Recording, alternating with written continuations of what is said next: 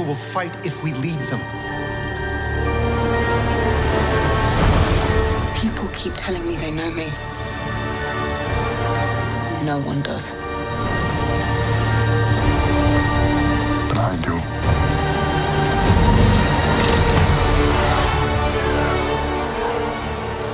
Welcome in to a special episode of the Hyperspace Podcasting in the 25th Century.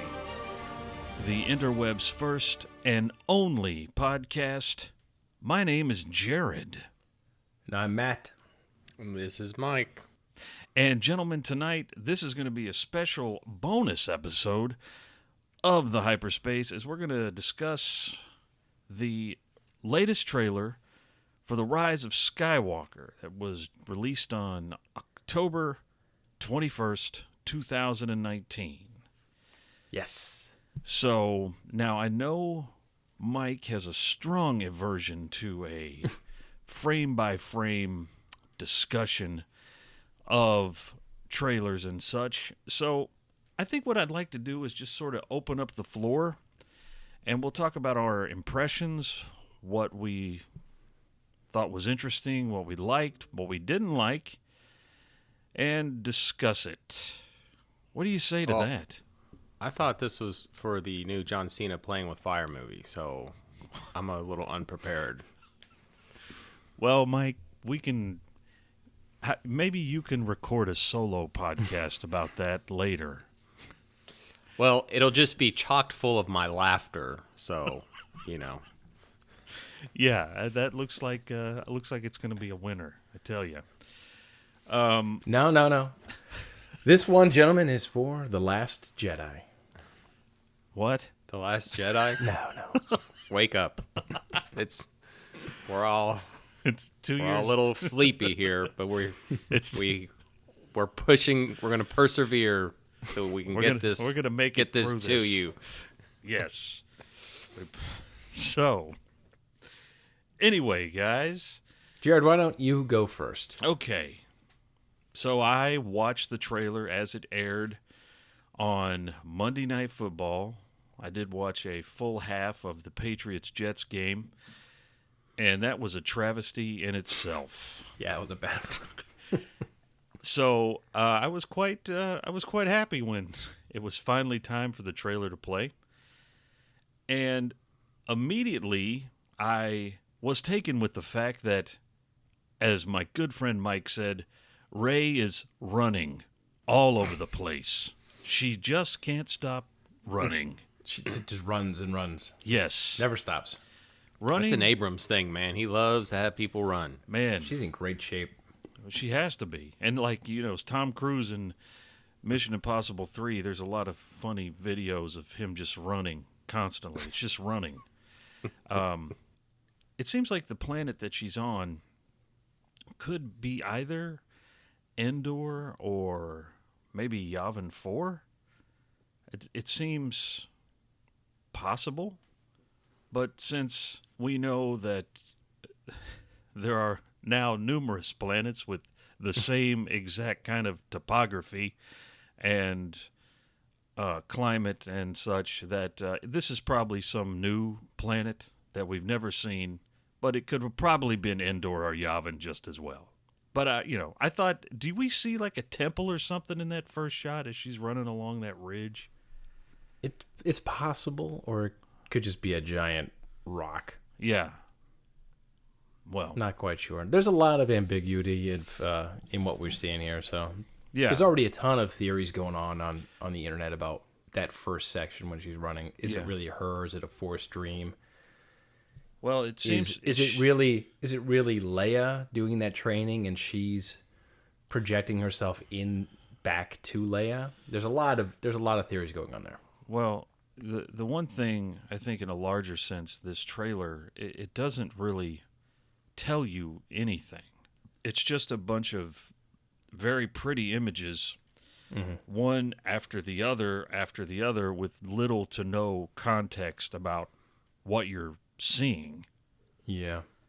It's, I guess, setting the emotion up for the movie more than the plot, which is fine. Yeah. Listen, I'm a big fan of not getting spoiled here, so good on him for for not taking this time to ruin the movie for me. Yeah. Well, I mean, that's fine with me. I mean, there are trailers out there where you see the entire film, and that's quite annoying. But I mean, ladies and gentlemen, make no mistake. If Jared already doesn't have in his hand, as he's doing this recording, the novelization of this movie, he is somehow trying to track it down so he can read it before the movie starts. So don't be fooled by his happiness that he wasn't spoiled by this. that is not true. It is absolutely true. Okay, well, I'm going to tell you. I was vacuum tight on The Last Jedi, and we see how that worked out. I was completely blindsided. I had no idea. And I do know that there are supposed leaks out there where several people have claimed that they have the entire movie leaked. I have not delved down those rabbit holes, but I just stopped because I'm like, it's going to come out. Well, how can they have a finished version? They just did reshoots a few weeks ago, so That's exactly right. So whatever's out there is likely not is this the from same. Super Secret Shadow? No, it's not from Super Shadow. Which, by the way, we need to devote an entire episode to the saga of the Super Shadow. That's a nice little piece of Star Wars history. But anyway, All right, then back I'm going to to throw this this trailer. question before we get back into Sure. it. I know we're down a rabbit hole here, but I'm going to throw this question to Jared. I appreciate that you're going airtight here, that you're not trying to absorb the spoilers, but are you going to buy the soundtrack before the movie comes out? Well, what they've been doing in this new era of Star Wars films, the soundtrack isn't released until the day the film is released. Now, I did order Rogue One from Amazon, and the CD actually shipped to me the day before the movie came out. I got it early, but that didn't happen for The Force Awakens or The Last Jedi. I got the CD like the day after. Right. So Well, that's they're good. They're withholding that kind of media until after the movie's out, and even the novelization for Rise of Skywalker doesn't come out until next March. They're finally at the end. Well, they don't. Smart. Well, they haven't finalized the story yet, so they can't do a novelization. That's All right. that's probably back true. to back to your reaction when you were watching it. How you felt about the trailer there, Jared? Okay, well, you just there's some running, there's some images of what I swear it looks when they're all grouped in that hangar like place. I get strong Yavin vibes from that. I think that's definitely Yavin. I hope it's Yavin. And then you see the Tantive 4, what I assume is the Tantive 4, taking off from. That's a really cool scene too. I mean, it looks old. Yeah. It looks like the coloration is it just looks like it's dirty and it's like Yeah. been grounded for a while. I like how it's just pushing through these trees as it takes off. It's a really neat image, actually. It's a really cool scene. Yeah, and I'd like to believe that it is the same ship, although it was captured by the Empire, and who knows what happened to it after that. But Yeah. perhaps they bought it at an auction many years later. As the Imperials fell on hard times, they auctioned off all their captured starships. Yeah. So, the more scenes on the Death Star with Rey, I thought was a cool shot of like Kylo walking out of the waves. Yeah, I like the detail. I like the turbo lasers that are like they're rusted. You Yeah. see like like the bolting is all rusting down, and it's a neat shot. I think that the first shot when it kind of there's a transition where Rey jumps over a ravine and then it shows her sort of continuing that jump into some sort of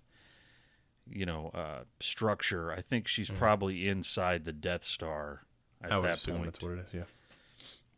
And then of course later we see them in the Emperor's throne room, which was a cool looking shot, I thought. Yeah, really. But you realize, man, when the Death Star exploded, I guess, there were some pretty big chunks that were not vaporized, because it looks like there's a lot of Death Star laying around there. And there's, of course, you've got some voiceover by our friend Ian McDermott as he is addressing what I assume is Kylo and Rey, although I don't know. Does it not look like they're teamed up in that one shot? Were they're like destroying some sort of statue or something? Yeah, is that like Well, you a know, it's Vader interesting. statue? When there's a couple of things as I talk about internet rumors, they're debating whether or not they're teaming up and destroying that, or if it's a deflected blow where Rey and Kylo are actually fighting, and that blow is deflected, and because of that deflection, it destroys the altar. Because of they're citing Rey's stance in that, saying that she is it's an awkward position for them to be swinging at the same time. It looks like more of a deflected blow. Okay. And it causes the destruction. So yeah, who knows? and she's holding a dagger in one hand. Right. That's I've seen the frames blown up that you can see her holding a lightsaber in one hand and a knife in the other hand. So Right. Is that the knife that takes down a Palpatine? I don't know. I mean, I would have to assume that he is going to be destroyed at the end of this film, or else it would seem that anyway he's going to have to die. I think they're not going to end it with Palpatine winning and being like, "Good, yeah." That would be an interesting ending, but I don't think that's going to happen. But maybe she does. Yeah, who knows? But other shots, of course, the shot of the massive fleet gathered with the Falcon sort of slipping in there at the front of the line was really cool looking. Yeah, maybe they're all traffic just on that one. Maybe they're searching for Earth. A ragtag band fleeing the imperial tyranny. A group of refugees. No, they could be.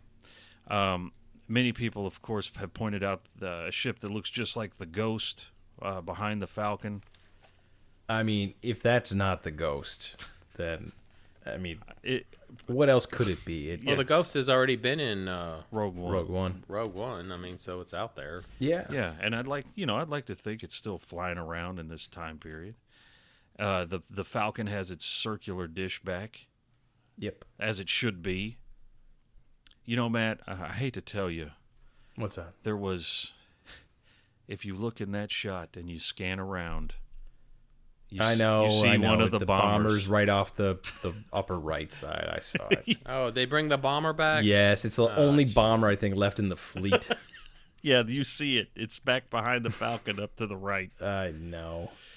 But what's good is that you do see B-Wings and Y-Wings in action. Yeah. And that Y-Wing, I want to talk about that Y-Wing real quick. For me, there's the two ships, the X-Wing and the Y-Wing, to me are the most iconic Star Wars fighters. Not that the A-Wing isn't awesome, but like the Y-Wing is a very, like, it's such a uniquely Star Wars fighter along with the X-Wing, and like the Y-Wing was my first Star Wars toy. So when I see that Y-Wing spiraling in there and firing on that old school Death Star, it's like, to me, that's my favorite scene of the entire trailer. Yeah. I think it's just great. And somebody else pointed this out, but the way that shot is staged, it looks like just like a piece of old Macquarie artwork of a Y-Wing flying up and either shooting at the Death Star or a Star Destroyer. So, yeah. Now, when I watched it, of course, we know now that the character Wedge Antilles is going to make a return. I kind of, even though he was an X-Wing pilot, I kind of hope that that's him in that Y-Wing. You want Wedge in a Y-Wing, huh? I know. I just want him. I just want him to. If he has to go out, I want him to go out like in a blaze of glory kind of thing. Well, not everyone should survive this movie. Well, speaking of that, probably one of the most one of the strongest moments of the trailer for me was 3PO's little scene. That, I can't imagine that he is. It looks like he's about to commit an act of self-sacrifice. They're taking something out of the back of his head, and he's like, okay, wait a minute, and it's almost like he knows he's about to maybe have his memory erased, which will probably lead into the red-eyed 3PO that we saw in a previous trailer. But I can't imagine that they would tip their hand on that particular scene if indeed that's what was going to happen. Well, in these sequel trailers so far for each of the movies, there's been a lot of misdirection. So we'll see where that really plays out or how that plays out. Yeah, I mean, he's obviously a pivotal. He has a pivotal role in this movie. No, so, and you know what? Good for 3PO. And if 3PO knows that he's like facing down like certain death or oblivion, and he's like, yeah, I'm going to do this to help you guys out. I mean, that's probably some of the most substantial stuff he's ever been given to do. What are you doing there, 3PO? Taking one last look, sir,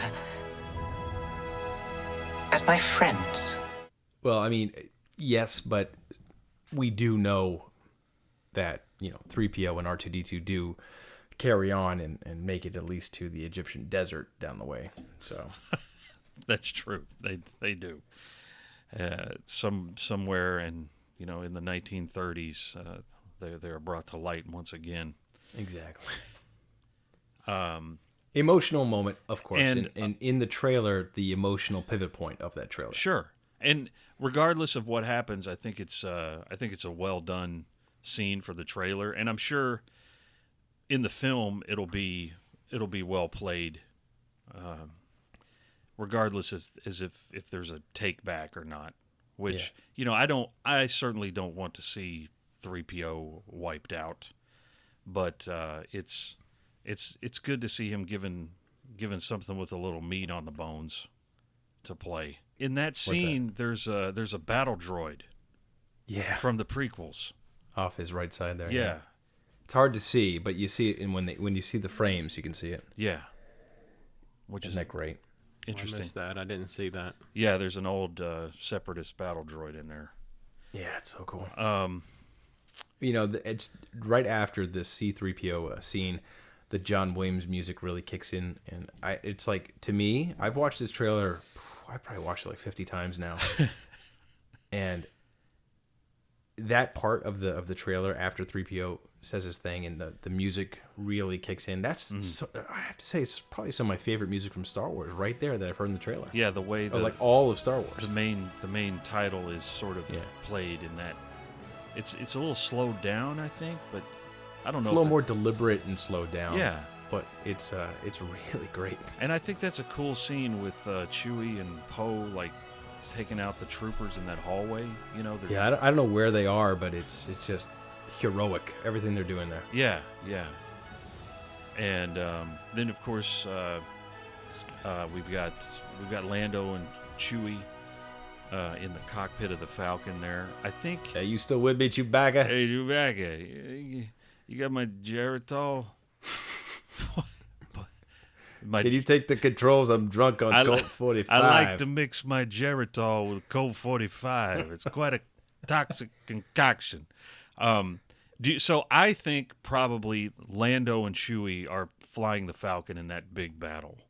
Yeah, I thought the same thing. Yeah, I would like to think that. I would guess that the rest are infiltrating or I think tied up with the Emperor. I think the scene earlier in the trailer with Rey and Chewie and Finn in the cockpit, I think that's from another part of the film, like maybe from earlier in the movie. I think that Lando and Chewie are in the giant space battle, which this battle is probably they're probably just gonna throw everything. I mean, it's gonna be Jedi and Revenge of the Sith level space battle. Yeah. I'm pretty sure. We were talking about this offline a little earlier. Rogue One is, in my opinion, set the bar in these new Star Wars movies for like great space battles. Yeah. This one has to raise that bar, and I'm really confident that JJ is going to pull out, an amazing sequence. Well, I mean, you know, I think it's going to be outrageous. I don't really understand space horses running on a Star Destroyer in a battle. I thought about that. Believe it or not, I thought about that, and obviously, a lot of these Star Destroyers are in an grounded. atmosphere. Or They're grounded on this. I don't know if it's an ice planet. I don't know if it's an ice. it's like a station. I don't know what it is. space iceberg. Whatever it is, but there's obviously some atmosphere there, and there's some grounded destroyers. So I'm assuming that they are riding on the hull of one of the destroyers that's grounded. Yeah, I mean, they would have to be. I mean, there's just no. Even in Star Wars, you wouldn't take the kind of leap that it would take to say, "Hey, take the horses out on the hull." No, of course not. No. What? Get the Star Trek unicorn or the Star Wars unicorns out and ride them. You know what that scene reminded me of? What's it that? reminded me of the Fire Stallions from Krull. One of Mike's favorite scenes of all time. The fire. The The fire fire stallion? steeds. When they fire run, their feet have flames, or their hooves. They can travel 100 leagues in an hour. Well, yeah. We get some VO from Mark Hamill. Fortunately, sounding like Luke Skywalker and not somebody who's a punk ass old man. Confronting fear is the destiny of a Jedi. Well, I mean, He does sound very Luke. But he's saying, a Jedi has to, face their fear or whatever. And it's like, hey, why couldn't you talk like that in the last movie? He's too drunk on his... Oh, that's because we had an idiot for a director. Dang. So... Sucking on the teat of the... But yeah, I of think the this trailer... coral slug. This trailer, there was certainly... There's a lot to look at, but it just doesn't give you any context. And, that's fine, but I would not have hated some sense of what direction. What are we looking at? I mean, what is this? There's the only people who share dialogue in the whole thing are like Poe and 3PO, and then Kylo and Rey, and then the rest is like voiceover or just action. I mean, I kind of get it, and I'm a little thankful for it, but at the same time, the big heavy in this is obviously Palpatine coming back. So they've done their job. They've established that in some form or another he's going to be a big part of the movie, and he's is he a puppet master? Is he is he really just been surviving somehow? Well, so that's the big draw to this movie, that Palpatine is back. And I think they did a good job in this trailer of giving him, his character, that kind of ominous, heavy. Yeah. And he's still got the pipes too. Ian McDiarmid still sounds like Darth Sidious. He's still got it. You're coming together.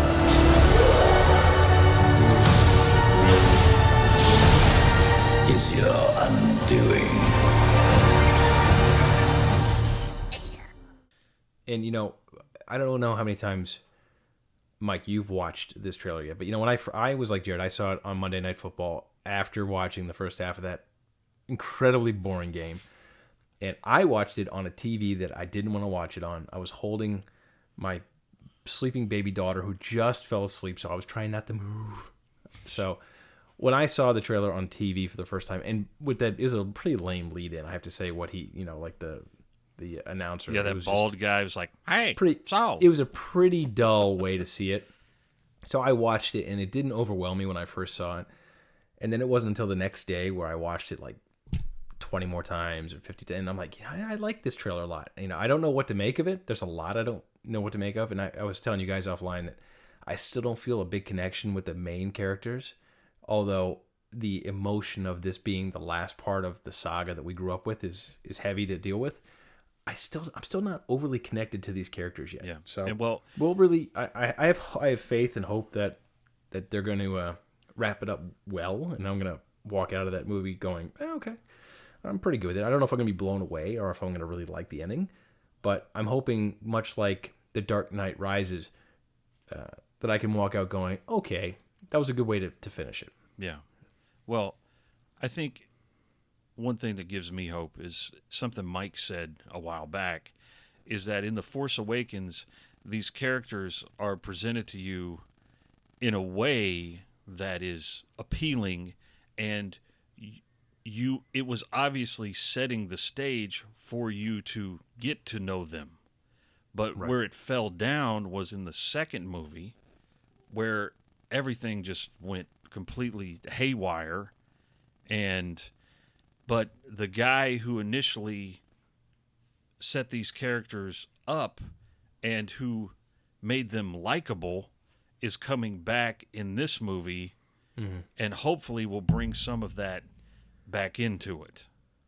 Yeah, and they certainly have given themselves a pretty good amount of time for this movie, so it's not exactly a short movie. So No, I think He it's has- this is going to be the longest Star Wars movie. It's going to so- be like two and a half, 2 hours and 20 minutes, or 2:25 or 2.5, I think. yeah. Hey, it's fine. And I'm gonna give. I've always been a fan of J.J. Abrams, and he does some pretty great stuff from time to time. So this is a big project. I like to think that he's making himself hit this one out of the park. So, but we'll see. Mike, you've been very quiet. You have to talk. Well, I've watched it twice.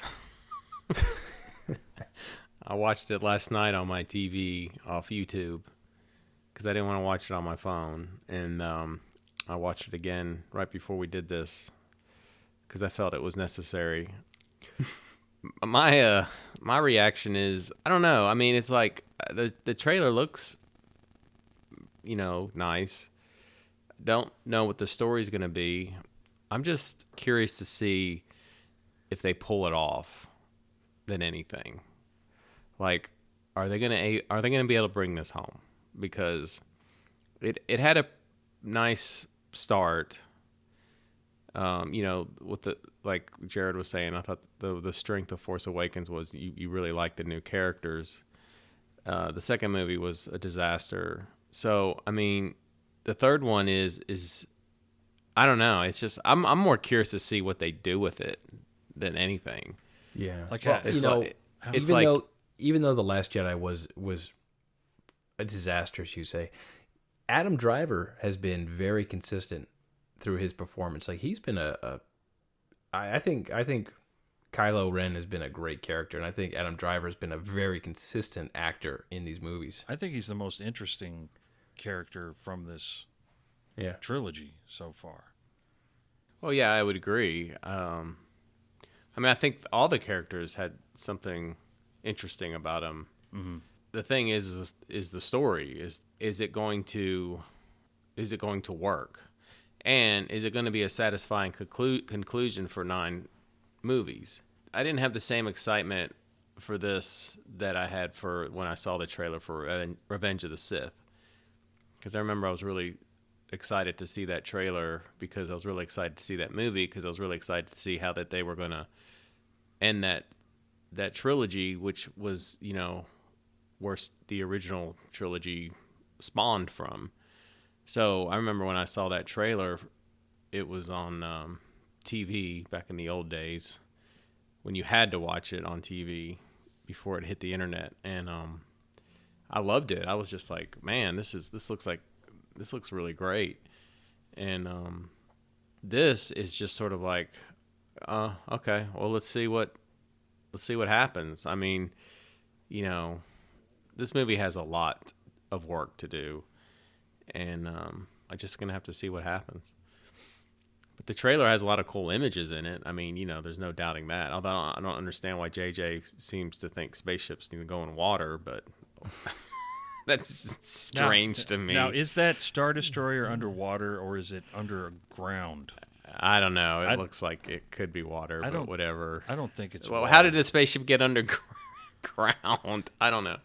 Sometimes he does stuff that I think in his head it's like, oh, that'll look so cool. And then, people see it in the theater and they're scratching their heads going, well, I'm not really sure what why that, would you do that ice thing is. I mean, we could start hypothesizing about what the Emperor was doing all along. Star Destroyers are great icebreakers. I mean, so be. maybe that's what it's doing. I mean, was he secretly stashing, ship after ship where they couldn't be detected, for just a doomsday kind of event? Who knows? I mean, I can't wait. I can't. See, like Madonna Wayne Gacy. No, wait, not John Wayne Gacy, and was like, I was thinking of Madonna. That's from Marilyn Manson. One of the guys. What the hell are you doing? Like, I'm half asleep. John Wayne Gacy had all those bodies under his house. Is that what the Emperor did with the Star Destroyers? Maybe. He's like, yeah, bring that over here. Bury it. I don't know, but he sure has a lot of Star Destroyers. Apparently, there's some place in this galaxy where there's just a limitless supply of raw materials. Yeah. I mean, they built a planet, like an actual planet, into a spaceship or a base. I wouldn't be upset if there aren't any Star Destroyers in this one, or a Star Destroyer weapon per se. You mean Death Star? Yeah, that's what I mean, Death Star. You mean like an ultimate weapon? Because there's a lot of I'm really Star hoping that Destroyers in this. Yeah, no, I'm okay with the Star Destroyer, but what trailer were you looking at? Were you looking at Playing with Fire? But does that have Madonna Wayne Gacy in it? But we did see, if I'm not mistaken, in one of the teasers, a Death Star-like laser. Well, laser, but planet side. But it was, it didn't seem to explode the planet. It just was like tearing it up. No, but he may have a more mobile Death Star. The Star Destroyers themselves might coalesce together to be a singular, weapon. Who knows? Who knows? We'll have to wait and see. I'm excited. I'm not going to lie. I'm excited to see it. I'm going to go into it very positive. I really am curious to see what the ending is going to be for this Star Wars, because whether I like it or not, this is going to be the ending. So I'm gonna do my best to like it. I'm gonna do my best to go into it wanting to like it, because there is no other option for me. So and and if you don't, well, then you got the Mandalorian. Yeah, hey, listen, the Mandalorian will carry Star Wars on for me. But I'll be happy. Yeah, because after this, they're not putting any movies out for several years, which is probably for the best. Yeah, this is the slowdown period. They need to pump the brakes a little bit. Absolutely. But I'm gonna go into this. I used to have, I don't know, like a lot of anxiety about it. Like, oh God, what can they do? But the closer we get, I'm just like, what you have to remember, it's like, you used to go into a movie looking forward to it and just wanting to enjoy it. And I'm going to try to be in that mindset when I go to the theater. Yeah. And, and it'll just happen. I mean, I like The Force Awakens, and I didn't have to try very hard to do so. And The Last Jedi, I was very conflicted about it. So here we are 2 years later, and, I think at this point, as long as this movie is not a slap in the face, then I think it gains some extra points with me. Yeah, that's fair to say. It doesn't think that it's got to, tear down Luke Skywalker and make him a punk and all this. Well, J.J. Abrams has a history of being able to pull on those heartstrings pretty well. In The Force Awakens, he had no qualms about killing off Han Solo. So, Is there going to be a shot of Poe, Finn, and Rey returning to the beach where they're walking in slow motion? Oh, like Lost? With Chiquino's strings in the background? people like doing stuff, and then someone like glances over, And then they point sees at them, and they run. and they point. There's a lot and of then someone else does. embracing. That'd be funny if it was Exactly. actually. Did you see? Speaking of which, did you see Dominic Monaghan in the yeah, trailer? I was telling Yeah, Mike Matt just that pointed earlier. that out. I didn't see that. He was before, there. yeah. And he was standing next to Carrie Fisher's daughter. Oh, really? Yeah, so he was. So old Charlie Pace was in the. Nice. was in the And we got to hear Leia or Carrie Yeah, Fisher's voice going out on the trailer. So yeah, that was after nice. Luke talks. So Yeah, I'm excited, guys. I mean, this is the last trailer. I'm gonna go into it excited, and the trailer didn't deliver plot, but I feel like I'm on a good emotional level to go into it. I'm psyched. yeah, and of course you'll hear what we think about it here in just under 2 months. Yeah. As we have our final episode of Tashi Station Diaries, breaking it down and telling you what we thought. So, All right, guys. I'm gonna go probably watch the trailer another 50 times before I go to sleep here. So okay, Mike. I think Mike's already asleep, so it's all right. Well, thanks for listening to this special edition of the Hyperspace. We'll see you guys in a few days when our regular episode drops. It's going to be all about Halloween and horror. You're not going to want to miss that. You know you can't live without this content, so subscribe to The Hyperspace, podcasting in the 25th century. Follow us on social media, leave us a review, and join us here next time as we take you into the 25th century.